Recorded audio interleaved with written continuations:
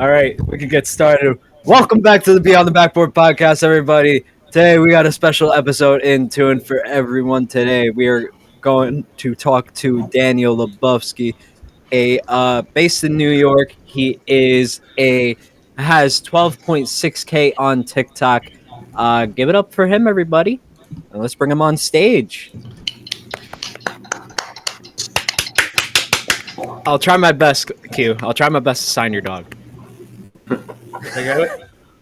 What's going on, Daniel? How has it been, man? Hi, guys. What a beautiful introduction. So glad to be here. Thank you guys for having me. Appreciate you for coming on, man. I've been watching your content for a minute. I told you yesterday in the little pre-interview that we had. I've been watching you since 62 followers on TikTok. So I love the growth, man. And it's all funny. It's all funny, and it's hilarious, guys. If you haven't checked him out, go on TikTok, look him up. Hilarious, dude. But just to kind of kick off the podcast today, give us your background, man. Feel free to go deep. Yeah. First of all, you said it yesterday, and saying it today doesn't make it any less crazy. 60. Well, were you the 63rd follower? That's wild. That's real OG stuff. It is. That's at that time I was a Knicks account, but I rebranded to Beyond the Backboard. Okay. Yes, but that's fair. But yeah, I mean, in college I was pursuing a career in sports journalism. Trying to go the writing route. Then out of college, I started working at a startup, and they had me doing TikToks, which was really cool. And that was my first experience with TikTok, and that was such a fun experience. And then towards the end of my time there, I started. There were a few videos that I thought would be really good, but they it just wasn't right for their account. So I just started I made my own account and I posted on my own. And then when I stopped working there, I was just sort of this is really fun. I enjoy doing this, and that's sort of the beautiful thing about creating content. I'm sure you guys have all experienced it, which is you don't necessarily need someone to give you the platform to create content. You could just do it yourself. So that started the journey that I'm still on now, where it's definitely been a process in terms of posting. I remember when I first started doing this on my own, it was more of okay, trying to figure out what works. I was duetting videos, I was just giving takes, I was reacting to stuff, green screen tweets, all that stuff. And then at a certain point, sometime last year, I would say I feel I really found a formula with doing these NBA skits of okay, what's funny, what makes this stuff funny, stuff going on around the league. And that seems to have been working very well. The views have taken off, the followers, the likes, it's all taken off. And it's been a very gratifying process to see stuff that people are resonating with, that people are enjoying. And that's having me, get these incredible opportunities talking to you guys right now. I was muted for a second. Yeah, that's awesome. You were just trying to find your way through everything, and that's great. We were doing that as well. We started at an app called PSF, and it later on it was relevant, and then it was PSF. There was a little brand change in the middle, but we were literally doing with no money. It was just straight up experience, and we're all appreciative of our time there. But it's not, but. Mm-hmm. It was all, we were all kind of up in the air like that. So I do feel you on that aspect. I do. So a big Knicks fan your entire life, I presume? Yep. Oh, wow. What is your earliest memory? What is my earliest memory? Well, it's funny. It's a beautiful time to be a Knicks fan, because before it used to be someone used to be oh, you're a Knicks fan. You should be yeah, I don't want to say it out loud. So now it's I get to say it, and I get to say it with a smile on my face. Yeah, I'm a Knicks fan, woo. My first memory, I remember, I wasn't watching games consistently, but I remember it was the 2009 season when the Knicks were playing the Hawks. And it was the Hawks from Josh Smith, Al Horford, and the Knicks were up one, and Josh Smith got a jump off pass, went up to the dunk, and Wilson Chandler met him at the rim for the block, and then Al Horford got it back. And hit a mid-range at the buzzer, but it was too late, but it went in, but it was so crazy. There was that. Most of my first real season was Amari's first season, and that stretch, I love Melo, but the pre-Melo Amari-led Knicks team was so fun, and it was so special because it was so we were exceeding all expectations. We were just a fun, young, up-and-coming team. Omar was proving everyone wrong, because at the time the question was oh, can he do this without Steve Nash? Felton was playing like an all-star. Chandler Gallinari, like all those guys. That was such a fun team. And we got Melo, and that was also great. Like to get a guy of Melo's caliber, and like we'll always have that's what's also funny is like the 2013 Knicks used to be like my standard for Knicks excellence. Like the Knicks take 3 of the Dome, Novak, JR, Shump, Tyson, all those guys. And then we had some dark years. We had a lot of dark years that I fully blacked out those years. I don't remember who was on the team. I don't remember who's the coach.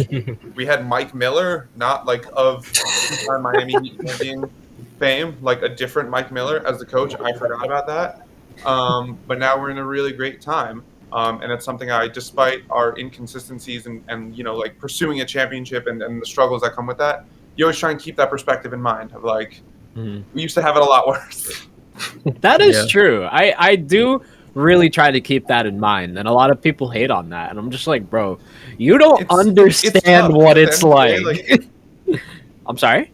Right, like it's tough because at the end of the day, like you do play for a championship, and that is the ultimate goal. And like I think every team sort of does this, where like there is like the honeymoon phase of like, okay, we're just happy to be here. Now let's see if we can try and do something. And if you keep leveling up, then eventually like the goal is a championship, especially for this Knicks team that's put a lot of equity into this roster in trading all those picks for Bridges and going all in on Cat. So it's that tough balance of like, yes, ultimately, like, look, we're going to win 50 plus games and nobody's going to even bat an eye. That's how far we've come. So it is important to acknowledge that, but it's also it's a balance, right? You want to acknowledge it, but you also still want to push forward and depends on the day, I guess I would say, on how good I am at doing that. I don't know about you guys. I got one more question, then I'm going to swing it to Max because I know he probably has one. I'm going to bring up the most recent controversy that I've been seeing all over social media. Thibs, we got the little clash with Mikal Bridges on the media side. Then we had something on the court with Josh Hart. And then all of a sudden yesterday, our starters played 31 minutes at the highest. Okay, so there's 3 things that, first of all, like we blew out Miami yesterday, so I feel like that was a part of it. Yeah. I feel like that was part of the lower minutes, and I'm never going to complain about our starters playing fewer minutes. Landry had some key minutes though. What? Landry had some key minutes. Good. It's about time. I would love for him to start incorporating the bench a bit more. Not necessarily because I think they're so great, but again, it's like you want these guys to be impactful. You sort of got to give them the minutes. It's that tough balance of like they have to earn the minutes. Well, for them to earn the minutes, you kind of got to give them some minutes, and it's like which come first, the chicken or the egg? And that's been a whole debate for the entire Tibbs era. But as far as the other stuff, I mean, the Bridges quote was weird.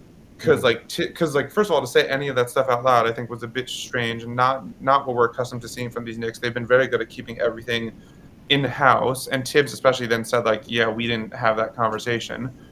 Bridges sort of made up for it with that game against Portland and that game winner. I don't know if I've ever seen a stock flip and flop that quickly in one night. But I think it was reported by like Knicks reporters that like they talked about it and like it's fine.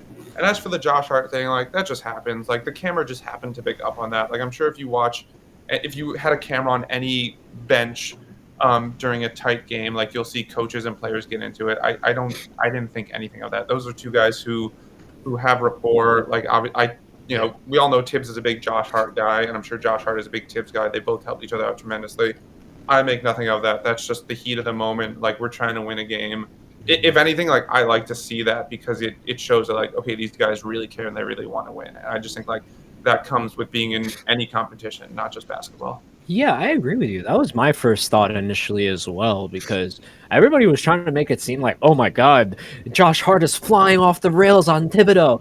Thibodeau is on the hot seat. Oh my God. I'm like, guys, it was a close game. Let's bring it from here. We're acting like Lakers fans a little bit. Shout out to the chat. Shout out to the chat. Hey, look. Let's shout out to the chat. Shout out to the chat. Hold on. I did have to ask you though. Maybe I'm a little bit casual, but what was it that Josh Hart said? My fault. Josh Hart. We don't know what actually Josh Hart said, but what I put together from what I actually saw. Tom Thibodeau speaking, like at least what I saw, what I think he was mouthing. You complain about every fucking call every fucking time. Do your fucking job and play the game. Like something along those lines. Yeah. And he was right. He's right. Yeah. I mean, are we really contesting that this Knicks team does not complain about calls, because that would be a lie? Yeah, I feel like every team does, though. Some players more than others, though, I will say. The Knicks is. I mean, we got Cat. Cat's got the mic picked up on him every single time. Oh my god! Oh my gosh! After all that, I don't want to make fun of my own guy, but like it's like the mic. no, picks it's up hilarious, bro. I thought Tibbs was loud on the court. Like it's so you hear Tibbs get. Carl is a Hall of Fame clip farmer, bro. I'm convinced. No, 100%. 100%, bro. Like, Dude, I think it was his first game, and then somebody came up with the clip. He was going like, it was the first game, and then his first video comes out. He's him flexing. And, you know, he's also got that one where he like bumped into the Orlando guy. I think it was Mo Wagner, and like he's like, turn around. Like that was cold. So that's the thing. It comes and it goes. Like Yeah. My thing with Cat, it's just the sudden voice changes in interviews. Like he'll be like, "Yeah, what's up, guy? Yeah, no, I'm." Like he just switches his voice like so drastically. I don't have a problem with it. It just catches me off guard at times. It's really wild. Like the difference. I think one time it was literally like within the same post game interview. Yes. Talking really high, and then he was like, "Yeah," and just like I'm really happy about that. I'm like, I bro. feel like a lot of people in the NBA do that. Tyrese Halliburton does that. I don't know if Okay, yes, he does. He does. Tyrese Halliburton does that a lot. Those are Tyrese is ridiculous. Those are the two biggest ones. Like they both just changed their voice literally mid sentence, acting like we're not gonna see, like acting like we don't have ears. Something like I don't know, teach their own, but not mine. Max or Earl, do you guys have any questions for Dan? Yeah, I got a few. First of all, what's up, Daniel? Nice to meet you. Apologies, I was not in the production meeting yesterday. I had a class, unfortunately. All good, been I'm there. also kind of like what you said. My school does not have a quote sports journalism major, but I'm taking a minor in journalism. So I'm curious, kind of, you know, what you learned from your experience in school as kind of pursuing a career in sports journalism. What were the kind of lessons and things that you learned in that, you know, kind of academic environment that's translating to your current endeavors? I think the thing I learned most, it wasn't even necessarily from the academics, so to speak. It was more of just like you really learn that like you got to take every opportunity you can find. So the big one obviously is like if you're at a school and you want to pursue journalism, go join the newspaper department. Like go do that. That's such it probably was more valuable and more impactful than I even realized. And I probably didn't even take as good advantage as I thought, because rarely are you going to get the chance to be able to write real stories and like go and interview people and be at these events and talk to people and like all that stuff. Like those stories were very difficult for me to write, because obviously it's like kind of scary, like reaching out to people and talking to them. But like those were also like, I think like the best stories to write, and looking back on them, like I'm so happy I pushed myself in that sense. Like I'm so satisfied with with like the finished product, because it was so fun and so gratifying to put in that work. And then beyond that, like just try and find any opportunity you can find and take it. Like don't be too picky. You kind of can't really afford to be when you're in college. You just have to like build up your resume, build up your skills. And that's the thing. Like sometimes it's not even about, I feel like sometimes, and I'm certainly done this as well, where it's like you think of jobs more of just like, oh, like what's it going to look like on my resume? And you sort of just do it for a resume. And like, obviously there is something to be said about that, but part of it is also just like improving your skills. And so, the place where you improve your skills the most might not be the most notable place. But nevertheless, you should still do it. Like, for example, if you can find a site that allows you to write, whatever you want, however much a week, or you can honestly just start it yourself. That's like another thing. Like just start a website yourself, and just like, if you're like a Knicks fan and you want to write about the Knicks, like I just said before, like you don't necessarily need anyone to hire you to do that. And from there, it's not necessarily about trying to build it into something that's sustainable with so many views. Obviously that is a goal, and like that is something to be pursuing, but you could also have these other goals of like, if I'm just like writing these articles, I'm becoming a better writer, whether 20 people see it or 20,000 people see it. So I think it's just like have that mindset of like just keep finding new ways to just keep working on your skills, keep working on your craft, whether one person sees it, a million people see it. Like ultimately the goal is just keep getting better, no matter where you're doing that writing or content creating. Yeah, I definitely get that. I'm also working for the school newspaper right now, so I very much feel you on that front. What was it like trying to get a job or in the kind of the sports journalism industry? I know you touched briefly on kind of that position you had before your TikTok blew up, but what was that kind of like transitioning out of college and trying to get into the sports journalism kind of media world on a more professional level? Oh, it's so much fun. So much fun. Well, it didn't help that I graduated in December of 2020, i.e. like the heart of COVID. Yeah. And since then there's been some highs, like again, getting to work at, the sports startup called Buzzer that unfortunately no longer exists, but like that's where I started my TikTok journey, and that was so fun getting to work at this cool startup that was like in sports and like getting paid to like watch sports. I've worked at like a media agency creating content. I worked at Madison Square Garden doing stuff for the Knicks and Rangers. I think just like the biggest thing is like it's going to be a lot of highs and a lot of lows. Like I feel like everyone says this every time, but like it's the job market's always kind of crazy, and especially in the world of sports. I was very privileged that like I got to sort of like take risks that some people weren't necessarily able to do. Like I was able to work part-time, and like that was enough. I understand everyone doesn't have those same opportunities. So I'm very thankful I was able to do that. But just, like I'd say the biggest thing is like network. It's something that I'm still working on. Like I'm not great at it, but like you gotta network. Like, cause when you start trying to apply to these jobs, just like normally, like through the portals and whatnot, like it's just not, it's not the way to do it. Like you gotta network, you gotta meet people. And it's so tough because it does feel like a bit uncomfortable to reach out to these people. But like at the end of the day, like that's going to get you farther than a million applications through LinkedIn. So I would say like that's the biggest thing. Like there's highs, lows, but like, stay the course. And again, like sort of like I was saying before, like the journalism, like don't say no to certain opportunities because like, oh, it's not necessarily the sport that I want, or it's not necessarily the league that I want. Like be open to any and every opportunity, because every opportunity is a chance to learn and grow.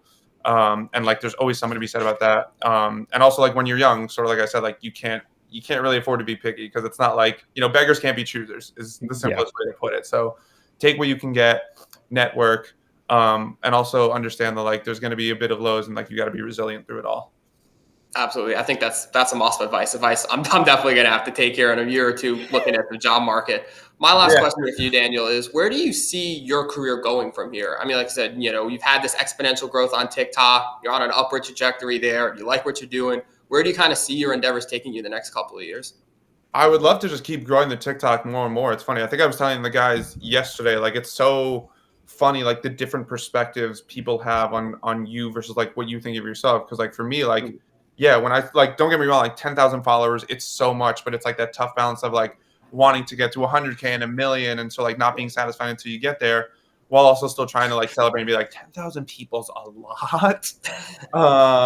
So like just hopefully just keep trying to grow that. I'm sort of like at a point now where like I feel like I have like a good solid enough foundation of followers where now I could sort of say like, okay, like how can I like what different content can I add? Like how can I, now my challenge is more of like, okay, I post content that people like, but first of all, it's like how can I keep posting the content to get more and more viewers? But now it's also more of like, okay, how can I build a community and be, more like connect with the people who are watching, who are liking. So that's why I started doing on Mondays, I'll post a video just doing like an NBA mailbag where it's like, okay, like just ask your questions and I'll respond to them. And those videos aren't necessarily about generating views and likes, but like I think they do a good job of like establishing a relationship with the people who are watching my videos. And I think that's so important when it comes to building a community, any sort of social media community. It's engaging. It's like sort of taking down that wall of social media as much as possible and trying to meet the people who support your content as best as you can. So it's just really like continuously trying to do that.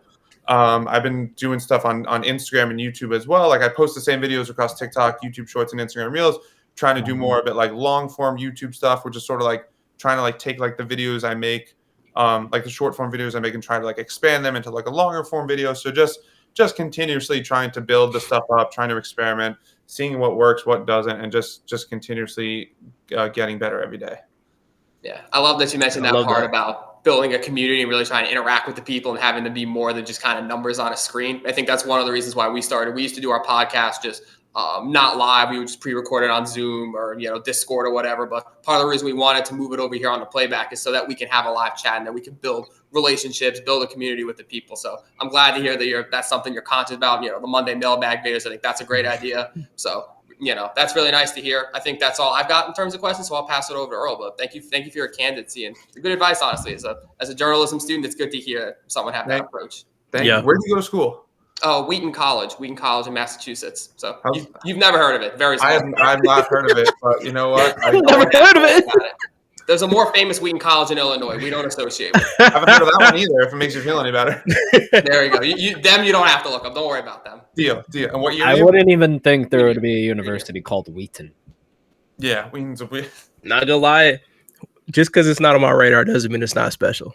Yeah, I'll just say that. We don't even have a college football team. That should tell you how small we are. Oh wow, wow. Oh, Fun fact: we're actually top 5 in the entire nation in synchronized swimming. Oh, look at swimming's cool. Yeah. Okay. That's our only claim to fame. So yeah, go right about swimming. Yeah. All right. You're an artistic. Yes, sir, Nick. I'm not a part of that team. Not at all. Weird flex is crazy. No, swimming is cool, guys. That is a weird flag. It's cool. Yeah. Earl, did you have any questions or? Yeah, of course I have some questions, but like first I kind of want to elaborate on something you said, Daniel, and like put it to the chat. There's this really cool thing my sister told me. Like when I was starting social media, I posted videos, Twitter, all different things like that. And the biggest thing she taught me about perspective is like, say you get a post with like 500 views, like to some people, it's not a lot of views, right? But if you sit back and imagine there's 500 people sitting in the room with you and think about all those people who are interacting with your posts, seeing the content you're putting out, then you put that into 5,000, you put that into 10,000, 30,000, NBA arena size. Like when you start putting into that perspective, you can really see your reach. So for me, it's always about like the quality. Like you can go out there and put something short, something that can get you views and stuff like that. But if it's not true to who you are, then there's no point of doing it. So I put that towards your content. Like you have great content, man. Like I watch your videos. They're funny. It's a good way to kind of even like show people like, hey, this is what's happening in the basketball world. This is what happened today, but putting into like a short kind of funny comedy style video, which is really cool. So I'll say that just to start off my I have part. Some videos loaded up, by the way. If chat wants to look at them. Chat, comment if you want me to play some videos. I can later on, but continue on, Earl. We don't claim it. Yeah, but like to your point, like I think that's such an important part of creating content of any kind, whether it's video, whether it's journalism, whatever. Like you gotta enjoy it. Because if you don't enjoy it, like it's just not gonna last so long. And I remember that was definitely a challenge I faced in like trying to figure out what I wanted to do, where it's like, okay, yeah, like what can I do that, like, first of all, you also want to be able to differentiate yourself from other people's content. So for example, like I didn't want to, I definitely didn't want to just be someone who's just like giving their takes, not because I don't think I have good takes, but it's just like that doesn't necessarily differentiate me from everyone else. So it's sort of like, okay, like what can I find that like works, like the algorithm and the people are really enjoying, and like what do I enjoy doing, like where can I find that balance? And I'm very happy to say that I found that balance, and like it makes it so much easier. Yeah. And like it's gonna go so much farther if you actually like what you're doing. And so like that's the most important thing, is that if you don't like what you're doing and if you don't like the content that you're putting out, like it's just like you're gonna burn out eventually. Like you gotta enjoy it. And that's the thing. Like my favorite is when I watch back a video and I laugh so hard at the stuff I made. And like I even see the joke coming and I still laugh. And like that's just how I know like I'm doing good things. And when I can make myself laugh, even though I know the entire joke in my head. And I think that's just so important, because if you don't enjoy it, then like you're not going to enjoy the journey, and then you're going to fizzle out. Yeah, I agree with you. I'd like to get into some questions. I'm going to switch it up. To kind of like a fun little segment. So first question I got for you right now, Daniel. Jalen Brunson hits your DMs. Hey, Daniel, I love the content. I have 2 tickets courtside to watch any game this season. What game are you going to, and who you taking with you? Okay, which I assume this is like, let's say like before the season. Yeah, before the season ends, or you can do playoffs, first round playoffs if you want to go into it. Although I would really enjoy being there, like not too close to where I get hit, but close to the point where I can see Tracy Morgan throwing up last night. That's a good one. I saw there was a delay in the game. I didn't know what it was until I didn't actually realize how serious. Oh, that's what that was. Like, I didn't realize he went out in a wheelchair. That was the one thing, because when I heard it, I started laughing because I thought it was funny. But then you realize it was pretty bad. Then I was like, someone got like a pretty graphic photo of like mid throw up. It's like honestly kind Yeah, of it an was impressive bad. photo. But to answer the question, Yeah. I mean, no, let's stick to regular season just so we don't like. Okay, Obviously, yeah. playoffs, I'd go to any playoff game courtside. Regular season, I'd probably say. I'm trying to think if there's like a guy on my bucket list that I haven't seen yet. I've seen LeBron, I've seen Steph. I might just say Steph again because watching Steph, I think is so. I was able to literally last year. I went by myself because I was just like, I need to be able to say that I've seen Steph Curry live and in person. Like I need like if I'm as big a basketball fan as I am, like I need to be able to say it. And I knew like I wasn't going to able to get anyone to pay the ticket prices, but I just went by myself, and it was so cool. Like it's so surreal. Like the aura in the building and the energy that's in the building when he's there is so surreal. And like every time he shoots a three, you literally feel like you're watching history because it technically is at this point because he keeps setting the new record. So it might be Steph Curry again, or maybe Wemby. Maybe Wemby. That might be the answer because I need to see. Actually, I'm gonna go with Wemby because I need to see how tall that dude is up close. I need to really feel it. So if I get to sit courtside, it's gonna be Wemby. And who would I take? So one of my best friends, shout out to him. His name is Daniel Lubofsky. Hey, you guys got the same name.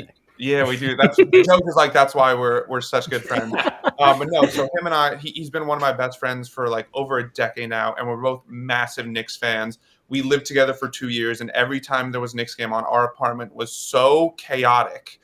Like we're literally like yelling at the TV, especially playoffs. That Knicks Sixers series last year in our apartment was absolutely insane.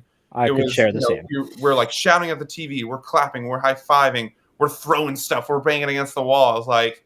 But like the funny thing is that like we've never been to a Knicks game together. Like that's the funny thing. We in all our years of friendship and all our years of Knicks fandom, we've never been to a Knicks game together. It's just never really worked out. So like to get to have that experience with him in general, I think is something we're both looking forward to. But if I could do it courtside, not even a debate. It would be him. That's a bet. Yeah, I like that answer. That's I like it. For you. I only have one more for you to keep it fun and short. Me personally, I've only been to like 5 NBA games in person. Like one of those games, I went to Hawks versus Bulls. It was I think it was 4 or 5 overtime game. Other one was this year. I seen LeBron and AD when they had their best game of the season, and first and only time I ever seen them in person because obviously AD's gone. What's one game? I know we talked about a little bit ago. We talked about it yesterday about you going to a couple games in your Knicks fan career. Like, what's your favorite game you've been to so far? So I will say I've been very fortunate to been to a few great games. I was at Knicks Hawks game 2, which is the one game they won in 2021. I was at the double overtime opener against Boston. What was that? The Bing Bong game. That was where it started. Oh my god! Yeah, that game was. Oh my god, that game was so wild. I got a perfect angle of Marcus Smart's 3, and the second he took it, I was like, "That's going." Because I was like literally the last row behind the last row, actually, but like dead center. So the second he shot, I was like, "That's going in," and then it did. So you knew it from the jump. Man. But I think I would say the best game I've ever been to was I went to Knicks Cavs game 4. And that game was so fun because, first of all, if you guys obviously like understand like the narrative of that game is that like the Knicks, if you thought the Knicks were going to win that series, you definitely didn't think they were going to dominate in the way that they would. But I think like people were picking Cleveland. It was a 4-5 matchup, so it was tight. But for the Knicks to be up 2-1 with the chance to go up 3-1, I think was very enticing and very exciting for a Knicks team that, again, remember to that point, the standard hadn't been set. They hadn't won a playoff series in a decade. And so they go up 2-1, and I remember that game because it was so – I remember they like went up – first of all, any playoff game at MSG is absolutely insane, and that should be on every NBA fan's bucket list. Get to a playoff game at MSG. I remember like they were up big, and it was a great RJ game, and that was so like fun because obviously the Knicks have a complicated history with RJ Barrett. He plays good, he plays bad, we like him, we hate him, we trade him, we don't, whatever.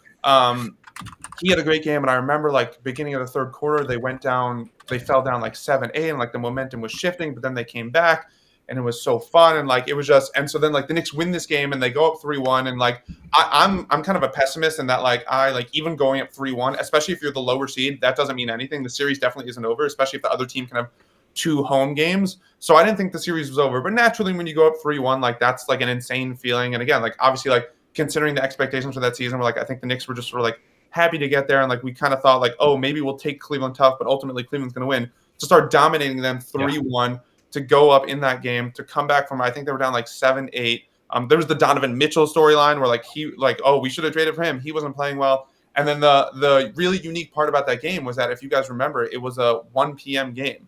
So after the game, it's broad daylight out. Mm-hmm. And you walk out of MSG, and everyone sort of like took over the street. Like, they took over the street right outside Madison Square Garden. They took over 7th Avenue. Like, cars, buses can't get by. Everyone's filling the streets. I have so many videos of just like everyone in the streets, like doing all these chants. And like, it was so crazy. And what was also really funny about that was that, so I didn't go with my old roommate, Daniel, but I got back to our apartment, and right before I opened the door, I started playing. You guys know the song Win by J-Rock? Yeah. So like, I start playing that as I open the door, and then like when the beat drops, we just like start like jumping up and down, like we're just so hyped. Like, we won. And so like, that was just such an incredible experience. It was such a great game, like because of the game itself, because of the storylines and narratives afterwards. Like, it was truly incredible. Wow. It's interesting that you went to that. You said you're at that double overtime game, the Knicks Celtics one. I was at the Knicks Celtics double overtime in Boston a couple years ago. The RJ Barrett 3-pointer, right? 38, 37. Brunson didn't play that game, so that's cool. It's like, we've actually had a lot of double overtime games against Boston. Wait, Boston over the years. Wait, what year was that, Max? 2023, right before the playoff series. Oh, okay. Sooner than I thought. My bad. Yeah, no, I was a couple rows back, and you mentioned seeing Wemby in person, seeing how tall he is. Someone who was Mitchell Robinson got very, a couple rows back from the basket, so I saw Mitchell Robinson like up close. It's like watching a dinosaur. It literally is, the way they just kind of stalk the earth. It doesn't look like a human being. At some point, you forget that this is just someone who signs autographs and sleeps in a bed and has to duck under door entries like the rest of us. Being 7 feet seems so exhausting and just so uncomfortable.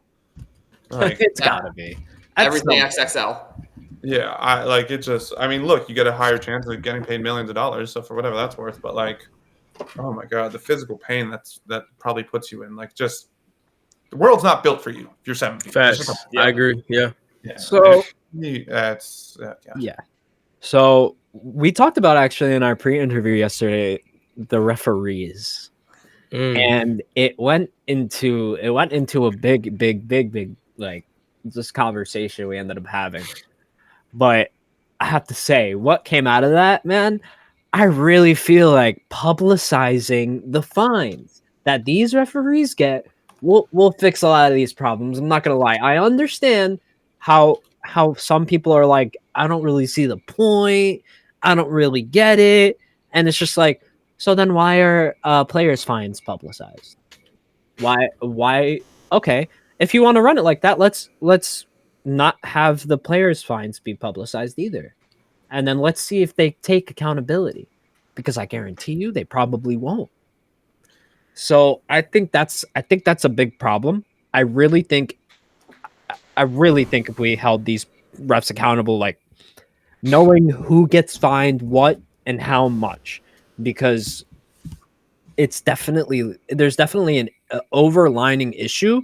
And if they're apparently being fined, like they say they are, I didn't even know they got fined until you just said that. Apparently they're like, wait, refs are getting fined? They put them through like certain punishments, I believe. Yeah, they don't publicize anything about them. It's the last 2-minute report where they just admit their oopsies and then we move on. Oh, can we talk about, bro?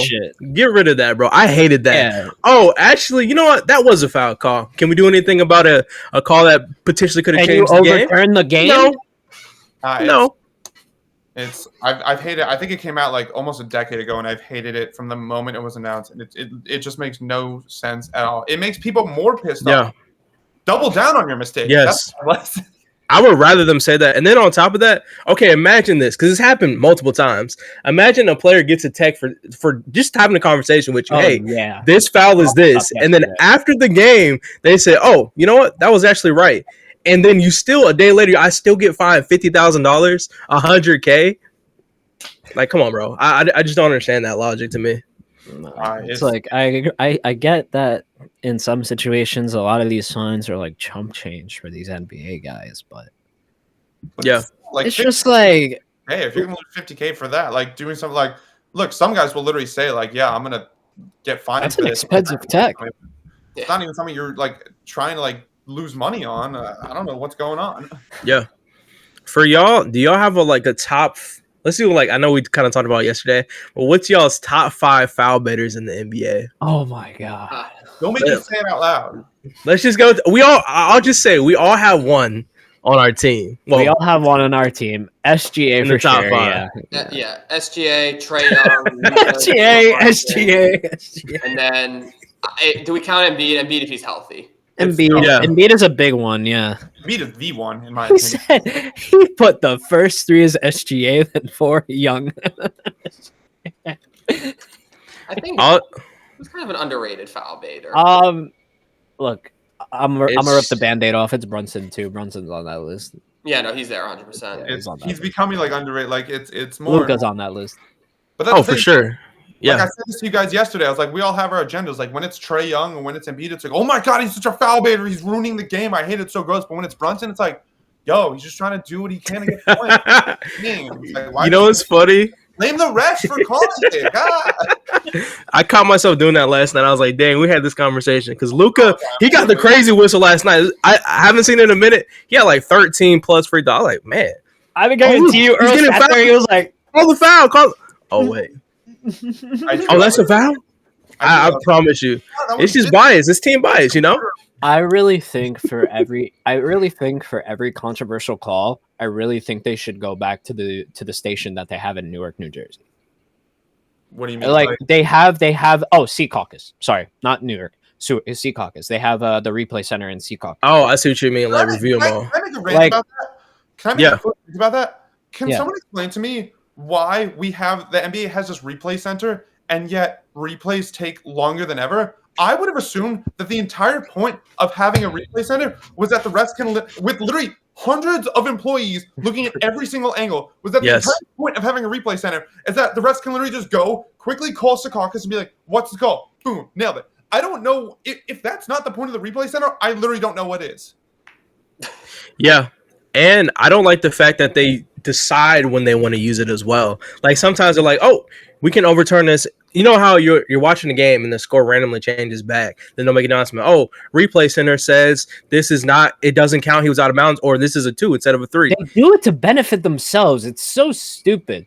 These refs have money. So why can't we do it in big moments? Just saying. So it matters. Have money on the game. They don't do it in big moments. I swear to God, nothing will ever be as bad. I don't know if you guys remember this. It was 2021 Western Conference Finals. It was the Valley-Oop game.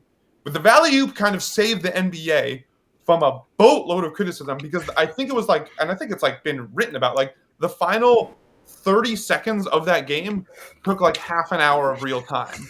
And if not for the Valley-Oop, I think so many people would have been way more pissed off about that. It is like the replay center is supposed to streamline this stuff. I don't get it. Put refs in the replay center and have that. Like, I understand if you don't want to have just like these random employees who would then like have to like make game deciding calls, or at the very least, you know what we should do? You're a ref. You want to go look at a call, whatever. You have 30 seconds. You have 30 seconds. And if whatever the call is after 30 seconds, I don't understand why you need 5 minutes to look this stuff over. Yep. I don't understand. You get 30 seconds and whatever the call is, it is. Like, I'm just like, I think we're all at like a breaking point where it's like, I'd much rather we get the call wrong than like have the pace just sucked out of a game. Because I'm honestly in my life where like, I kind of get like not sad, but like, I'm just like not looking forward. Like when a game's coming down to the wire, I kind of get bummed because I'm just like, this is going to take 20 minutes. Like, it's like not going to be fun. Isn't that horrible? No, though? he's right. That's horrible. Right. 1,000%. It's so true and so accurate. I don't think anyone would blame me for thinking it. Yeah.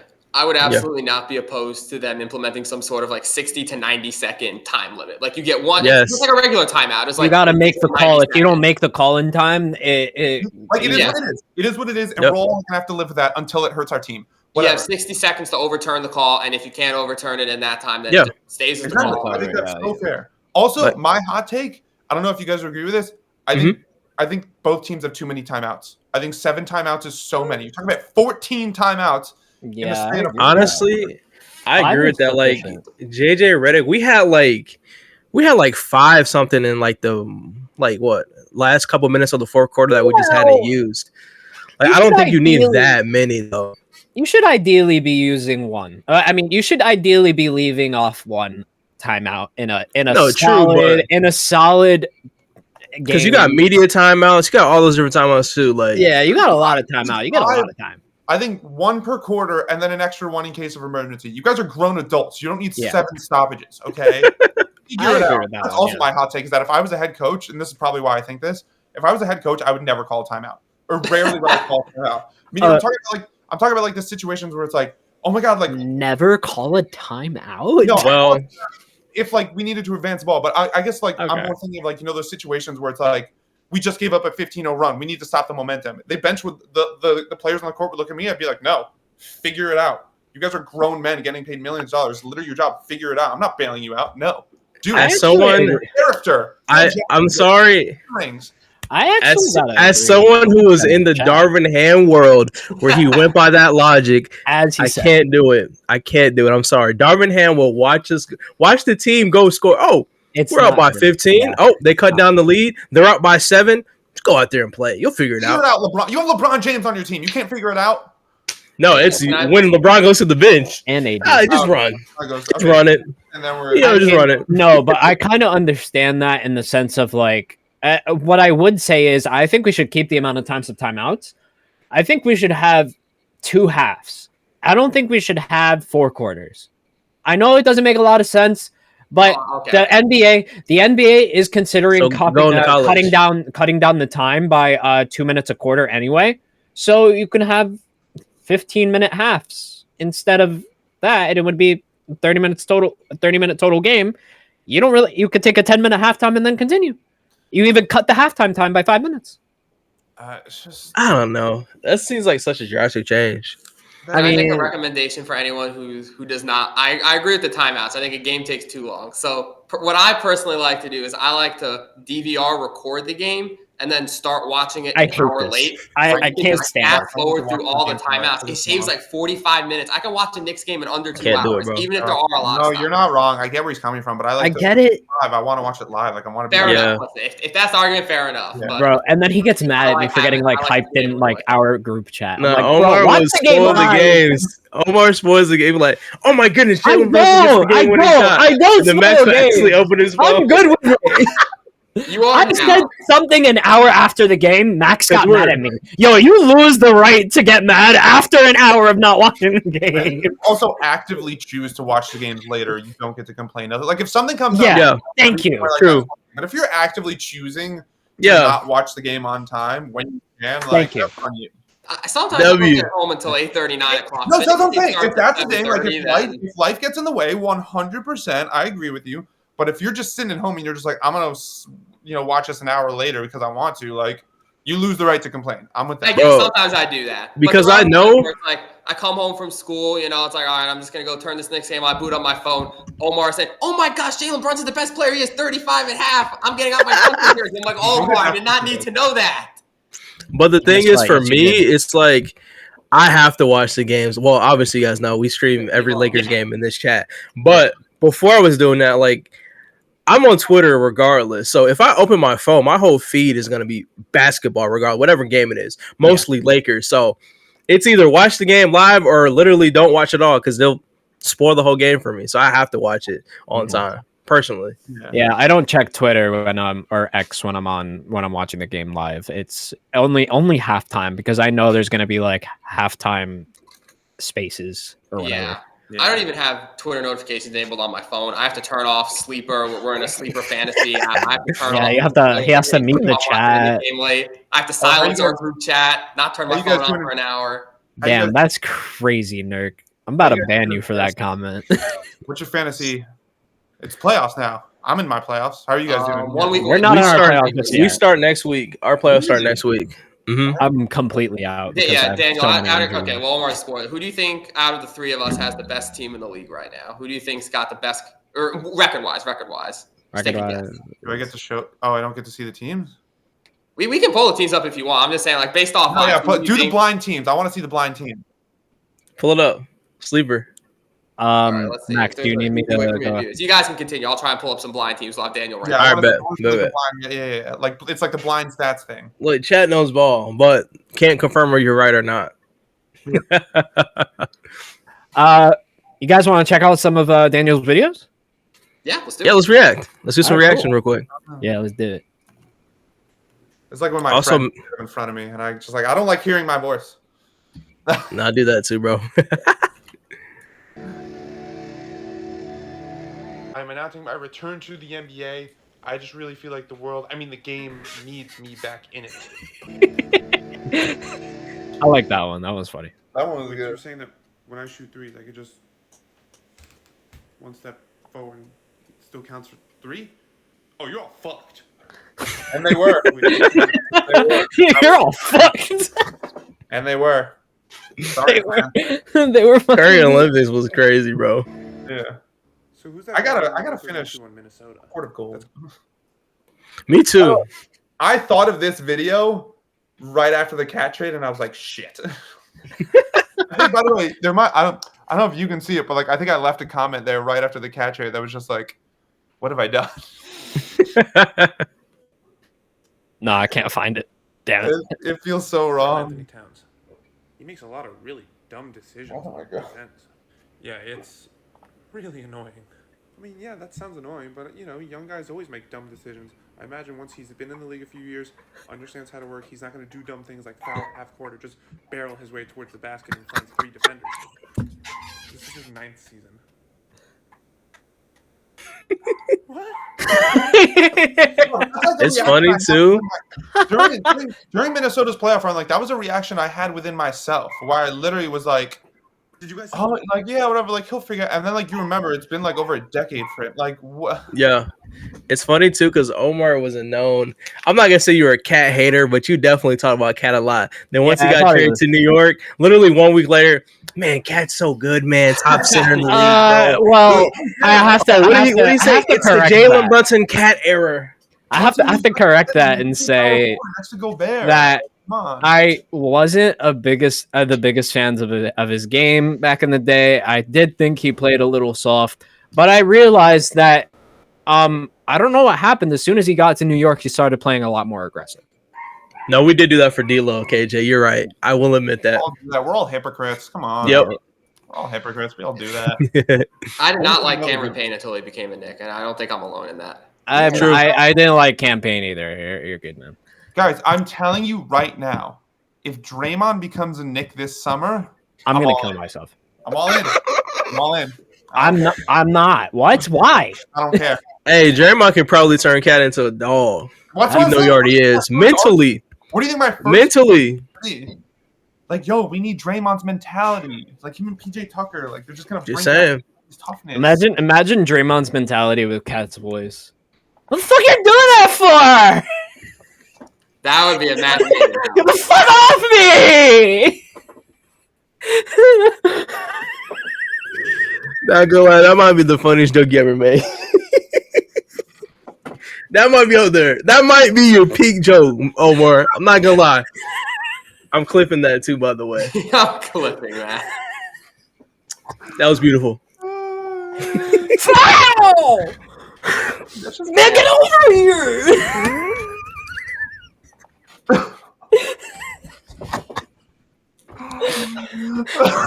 If Max, you got those lists. Yeah, so I got a couple of the lists in here. Let me take this off. You How can am just I able to- press that share screen button. By the way, I took a couple screenshots. So, I might just have to make that like a video idea of just like each NBA player, but with Cat's voice. That would be crazy. Yeah. Hey, once you drop Yo, that, tag send me the me. link. That's my- I'll give you full credit. Please do it, bro. Please do it. There was one person, who was it, like on YouTube, who like gave me an idea for it was like it was again like within like all the Mavs chaos where it was just like this definitely ends in them selling their 2011 championship. You know what? We need money. We lost Luka. The sales are down. No, Get so the like, rings. so he was like, yeah, it definitely ends with them trading the championship for like Anthony Simons in the second rounder. I tweaked a little bit. I was like, this is gonna end with them selling it for a tax write-off, isn't it? 100%. Like, Vegas, the Vegas Mavericks. no, dude. Oh God. Earl, is there a way for me to like post an image in playback chat? You Or gotta we get- have to- Okay, just send it to me because Put it in you the can't chat. send messages in chat. I mean, you can't send pictures in chat. I mean, I could just screen share. I do have Sleeper open. So do we want to just screen share? Screen share. I can Screen open share. my That's message. fine. I can open my messages on my desktop. So if you want to send it in the chat, I can open it up here. No, I'm saying you can't send pictures in the chat. That's what I'm saying. I'm a bad Like host. How do actual I screen share images. again? I'm not used to this. Apologies. No. Okay, press that green button right there at the bottom left. He doesn't have it. He's Oh, okay, hold on. Let me help he's you only out real quick. contributor. Yeah. Yeah. 1 So second. unfortunately, we are getting the team names are going to. All right, go ahead real quick. Refresh page. Oh, there we go. Unks teaching Unks is crazy, bro. Yeah. The funny thing is, I'm actually the youngest person here, so Not that's anymore. Based on my technology skills. All right. Do you All see right. this? Okay, I'm gonna try. Yes. Out the team names. I'll try and I don't know how much enlarging we'll do for this. Wait, I don't even see the team name, so you're good. I don't think I do.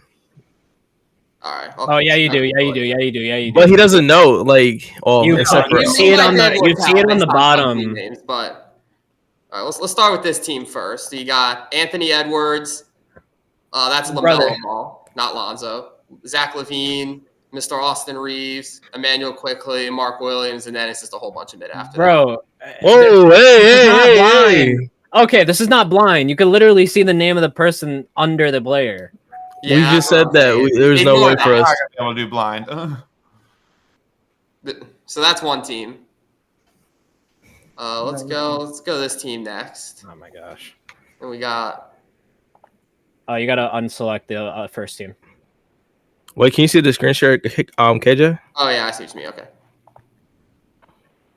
Yeah, you guys all able to see this? Yeah. Okay, bet. So this team is Trey Murphy, Thanks. Chet Holmgren, Jalen Duran, Kelly Oubre, Miles McBride. Hospital. My fault. Yeah, freaking Sorry. hospital, bro. Yeah. So that's another team. Why does it say Jalen Duren twice? Let's go to this team next. So this team, that's The man Jalen that Green. sold his team. That's Jalen Green, Cam Johnson. This is sorted by fantasy points, by the way. So all the best players are at the top. D'Lo. This team just smells like mid. Yeah, I agree with that one. Malik Beasley's on here. I think I'm gonna have to go with Woj Earl. All right, and then this is the last team. This is the last team I'll show you. Oh wait, there was a fourth. There's one Yeah, more. I mean, we got a bunch of people in this league, so we're just kind of scrolling through. Oh, This is the last team I'll show you here. It's got Tatum, Trae Young, Zion Williamson, Rudy Gobert, Zubac, Okongwu, Khalil Ware, Simons, Westbrook. And then it kind of falls off after. Yeah, no, it's this team. This is the You think this is best. the best Yeah, team? it's Yeah. yeah. Okay, now there's. Okay, I kind of lied. Oh, hang on, let me stop sharing. I was about to say you didn't show yours, did you? Well, okay, I can't show my team because it won't let me filter on it. So this is Okay, unfair, bet. but I'll just say my team is Jokic, Kevin Durant, Desmond Bain, We had Mikal Jokic Bridges, and Sabonis, Lowry Markkanen, Jamal Murray, and CJ McCollum. Okay, this is also a big debate. How do you say Lauri Markkanen's name? Lowry Markkanen. You say Lowry Thank you, Markkanen? Daniel. Thank you. Someone understands English. Larry Markkinen. Lowry Markkanen. How do you say it? Lori. These two think it's Lori. It's 100% not Lori. If you want to have, I said Lori. You two We said think it's Lori, Lori. yeah. Don't We try said and hide Lori. behind this, Earl. You have clowned me. We both Chad. said Lori. There's a Earl. bunch- Yeah, did I say Lori? Yes. Yeah. Chad, do y'all remember we saying Lori? I don't think we've ever discussed it on playback. guys, just go on Basketball Reference and it says a pronunciation right there. It's Lowry, as in Kyle Thank you, Lowry Daniel. Markkanen. Dude, what? Come on, Omar. You should know this, man. You Don't even look talk at me. basketball every day, man. Come on, man. You Come say on. Yanni? Oh my god. Stop this. I'm not doing this, Nurk. I'm not doing this with you. And what time is it? We got time for one more thing? Yeah, I think. You Yeah. want to do I'll say- chat questions I got- for Daniel? I got plenty of time. Yeah, you guys yeah, want to yeah. go over? I'll go over. Yeah, let's Yeah, take the some chat- questions from the chat. Yeah, If you have for any real. questions for Daniel, let us know in the chat. We'll do some chat questions to kind of wrap up the show for today. But anything you want to ask him, maybe social media wise, content wise, Nick's questions, go ahead and fill them out in the Fantasy chat. basketball. Yep. Yeah, man. I got plenty of time. I'm not in any Referees. Don't worry. Are I you in bet. any fantasy leagues, Daniel? You a fantasy player? I am. So I am in fantasy basketball. I'm in one league. I just saw that one question right before I switched tabs. So I was in third. It was actually so crazy. So I'm in a Yes, Nurk. 10-team auction league. Ooh. And it was really crazy. I started out 5-0, then I lost like the next 6. Then I finished up to third place. So now I'm in the semifinals against the second place team who the good news, well, I say good, it's not good anytime he gets injured, but like he has Wemby, that was his guy. Yeah. But he also has Quentin Grimes. And so I'm down 7-2. It's only been one day, but we'll see. We're cautiously optimistic. All right. All right. Should I answer some of these questions in the chat? Yeah. Have you ever wanted to quit Right? since you're a Knicks fan? I'm going to assume this means my Knicks fandom, and the answer is no. That's not how fandom works. Like, I remember when the Nets got KD, Kyrie, and DeAndre Jordan, I think a Nets fan was like, you can come over. Like, we'll let you in. And I was like, ew. First of all, it's gross. No. Okay. Second of all, that's just not – like, that's not how – like, in all seriousness, though, like, that's just not how fandom works. Like I'm sure we've all experienced it. Like, what makes the high moments of your fandom, whether it's Knicks or like your NFL team baseball, it's like the low moments you go through are what makes the highs so much more satisfying. Like, that's what makes this Knicks run so much fun, is that I was there for the dark moments. Like, I was there for the rough times. I watched Lou Amundsen airball a layup with my own eye, like in person. I saw that up close. Can't forget that. That's an experience. That was an experience is one way to describe it. Not all experiences are good, kids. Omar was a Nets fan for 1 hour. Fun fact. Yeah. You were a Nets fan for 1 hour? Because I got so pissed off at the Knicks When was this? that time. Was it when they had to put a press release out saying, no, we didn't actually try to sign Richard Jefferson in free agency? No, it was the time where they fucked up with signing Kevin Durant. Oh, that was bad. And it was fully the owner's fault, by the way. They didn't want to give him a max contract, which ended up being smart, by the way. You know what my take is? I think if Kevin Durant doesn't tear his Achilles, he goes to the Knicks. I think he goes to the Knicks. That's my take. Is it stubborn? Because I think Kyrie wanted to go to Brooklyn, and I think Kevin Durant would have 100% gone to the Knicks on his own for all the reasons everyone said he should go to the Knicks. But I think and he totally could have like trusted, like, I'll get a guy sometime. I'm Kevin Durant. I'm in the prime of my career. But then he tears his Achilles, and it's like, oh, I don't know when I'm going to be like. I sort of need to have the assurance of knowing I already have another guy. So let me just join up and play with Kyrie. That's my conspiracy theory, and I'm sticking to it. I mean, that's a really good theory, bro. That's a really good one, and I think that one actually holds some truth. It holds some truth, especially because like all year we were hearing about Kevin Durant was going to the Knicks. This wasn't just some random noise Knicks fans were making up. This was like Stephen A was saying it, and like everyone else saying it. The odds makers were saying it. Everyone was saying it all year. Yeah, they were all saying it. Just all of a sudden switch, like, oh, he was never considering the Knicks. That's a lie. There was no way that you were never considering the Knicks. And so what changed between all that stuff and when he ultimately made his decision? Just one of the most devastating injuries in all of sports. That can make someone change. Yeah, I agree with that one. Yeah, I agree. I also do think I read a report saying that they fucked up the contract thing, and that's kind of another reason why. Well, but also, they should have offered him max contract either way. But I'm sure if he didn't tear his Achilles, Achilles, I mean, if you know if you're out for the first year, do you really want to give? I mean. Bro, you can always increase contracts year by year, so you could always see like we could start you off here because you're definitely not going to be playing for us, but next year you're going to make this plus this. I don't know. There could have been a deal made. The players have all the leverage. If Kevin Durant wants a max contract, you give him a max contract. You're in no position as the Knicks to say like, what if you would like maybe consider taking less? Like, no. It's Kevin Durant, and then James Dolan bought so. That's why he didn't sign with the Knicks. I think he just couldn't get assurance of a second guy coming to join him and coming off the Achilles injury, not knowing how he was going to recover. Mm-hmm. He, I think, wanted the assurance of knowing he was going to have like that running mate to play alongside, whether he came back like he did or whether he came back worse. Yeah. That's my theory. Fair enough. Yeah. That's a good point. I think Playoff Ray has a good question in the chat. What is some advice to grow on TikTok? I mean, a lot of people would love to hear that. Yeah, please. Post. It's really simple. It's so simple that it's like funny. I think the interesting thing about social media as a whole, and especially TikTok, it's like the concept of virality and how easy it can be to go viral right, where like you can like post a random video, like for example, like that Steph video, like the Olympic one. I'm not gonna lie to you guys, it took me maybe 10 minutes. I'm not gonna sit here and say I agonized over it for days. I stressed over it and I edited it, whatever. It took me like 3 takes. It's like a 10-second video. It's not that long. But like I'm gonna be full transparency. It didn't take me that long to think. So I think like the ability to have something like that happen, I think has made people ignore the real work that it actually takes to build a platform, to build a following. Where like, yes, okay, you can have this one video that goes viral that gets millions of views. Okay, now what? Like, yeah, like that'll get you like a bit more views. It's funny, like my mom, like after those videos I get millions of views, she's like, do you now have like 1 million followers? And I'm like, no. She gets more followers, but like that's, yeah, it's like my mom, God bless her, she has no idea how social media works. It's adorable. like literally for this, she was like, is there a way for you to like promote your stuff while you're on the podcast? And I was like, yes, Mom.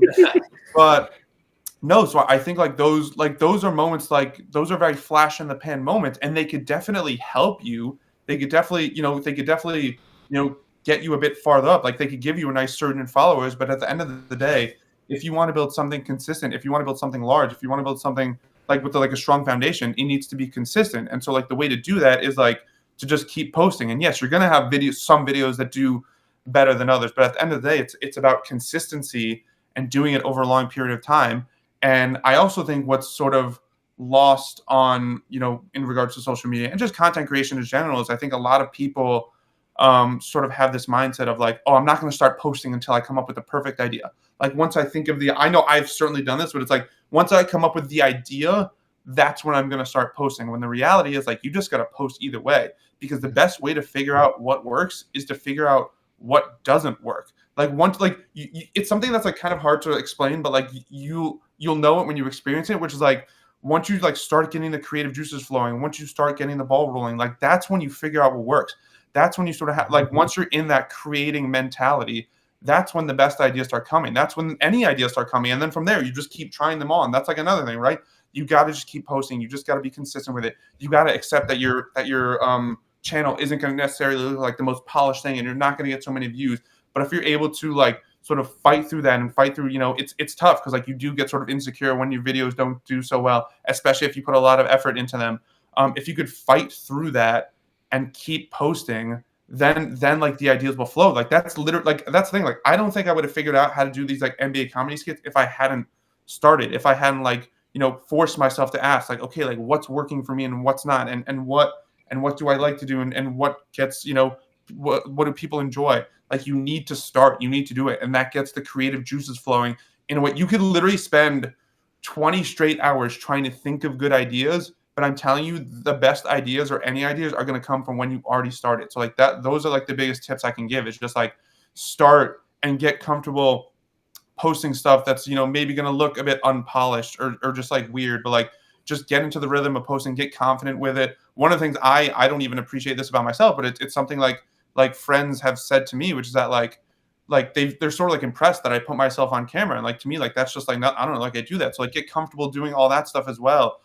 So get comfortable with it, embrace that it's a journey as well. Like it's definitely going to take some time, and like you're going to have good views sometimes, but you're also going to have bad views. Like just stay the course and post, and like you'd be so surprised how many of your best ideas are going to come not when you like think really hard about what can do, but like when you're already in that creator mindset and that creative flow of just constantly posting every day.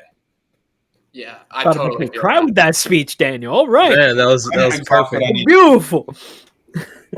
Oh man, sorry, but Daniel, thank you so much for just joining us, man. It was a pleasure to have you, and it was real surreal for me. And the best quote of the podcast so far ever. The best way to figure it out what works is to figure out what doesn't work. I thought you were going to say your thing about the Draymond with Cat's voice. To me, that was my favorite. That's a runner-up. That was a bar. Literally, that made all of us laugh so hard. But truly, I do really want to thank you guys. I mean, first of all, like to say like you've been watching since like 63 followers. That's like so real. And like, first of all, like I always love talking basketball. I told you guys this yesterday. Like I always love talking basketball with anyone. So to get to talk basketball, it's so awesome for you guys to like my content, to watch it. It's like such a surreal feeling, and I really hope you guys know how much I appreciate you watching the content and inviting me on. Like, it's so fun, and I'm so thankful. And like, it was truly a great opportunity, and I would love to come back anytime you guys would have me. And ditto, man. We would love to have you. Yes, we would love to 100%. have you anytime you want, man. Feel free to hit us up. Right after the next championship. So no, just playing. JK, I'm just playing. You know what? We'll dumb it down to finals. Lakers versus the Nets. Yeah. But I will say, guys, make sure you follow Daniel on all of this content. I'm about to drop all his links in the chat. I've been collecting links like Infinity Stones. Yes, thank you. Finally. That's the thing with We modern are day here. media content creation is everyone has an Instagram, a Twitter, a YouTube, Actually, wait, I can make this Twitch, a easier for TikTok. you. Oh yeah, you have a have link tree? Yeah. I was about to say I couldn't find it at first. I was looking. Yeah, guys. If you guys want to go ahead and follow There we Dan go. on his socials, please go ahead, look at the pinned comments. He is there. Did Thank our you job guys for us. so Thanks, much for. Daniel. I'm sorry. He did our job for us, made our life even easier. No, Yeah. I just realized. I was like, wait, I have this one link. That's literally what it's for. Linktree And like comes we to play. really appreciate you coming on. Like you said, we're big fans of your content as well, Mm-hmm. and we appreciate you not only coming on here talking basketball, but you left some gems not only for us on stage, Yeah. but everybody in chat. So we appreciate you. Keep doing your thing. I know this is just the beginning for your media career, and I know pretty soon we're gonna be talking about you hitting 100+ K, millions and stuff in the future. So all blessings to you, man. Let's make it next week. Let's go. Let's do it. Let's run it. Let's run it. The 100K interview next week. Yeah. What is it? If you reach for the moon, you'll land up in the stars. Yeah. Something like Shoot that. for the moon, you'll land among the stars. Bars. Yeah. It's not if you Among reach for the the stars. stars. That's the second greatest quote on the Beyond the Backboard podcast. Thank you guys so much. Make sure to tune in on YouTube where this will be tomorrow. And for the YouTube people, if you want to see us a day early, make sure you are following us in the Playoff LAL chat in playback. Link is below in the description. Daniel's stuff will be in the subscription. Thank you guys so much. Appreciate every single one of you guys. Peace. Adios. Go Knicks.